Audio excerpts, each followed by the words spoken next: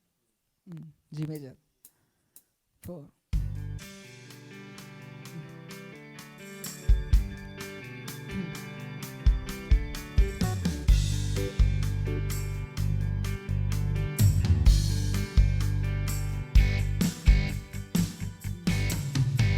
Feliz Navidad, Feliz Navidad, Feliz Navidad, prospero año y felicidad. Feliz Navidad, Feliz Navidad, Feliz Navidad, prospero año y felicidad. We wanna wish you a Merry Christmas. We wanna wish you a Merry Christmas. We wanna wish you a Merry Christmas from the bottom of my heart. We wanna wish you a Merry Christmas. We wanna wish you a Merry Christmas. We wanna wish you a Merry Christmas from the bottom of my heart. Wishing you happy Christmas. கர்த்தர் உங்களை நேசிக்கிறார். Wish பண்ணுங்க பக்கத்தில். Christmas வாழ்த்துக்கள். So new இயருக்கு வந்து போகிறீங்க, கண்டிப்பாக ஒரு பிளெஸ்ஸடான ஒரு நியூ இயர் நீங்கள் வந்து பார்ப்பீங்க. ஆமென். Thank you so much. அழைப்பேற்று வந்த எல்லாருக்கும் தேங்க் பண்ணுறேன். நீங்கள் டின்னர் அரேஞ்ச் பண்ணி உங்களுக்கு டின்னர் அரேஞ்ச் பண்ணியிருக்காங்க ஏன்னா கிறிஸ்மஸ்னால. ஸோ அது ஆசைப்பட்டோம் கிறிஸ்மஸ் அப்போ உங்களுக்கு கொடுக்கணும்னு. பரவாயில்ல, நீங்கள் வயிறு நிறையா சாப்பிட்லாம் நீங்கள் இப்போ.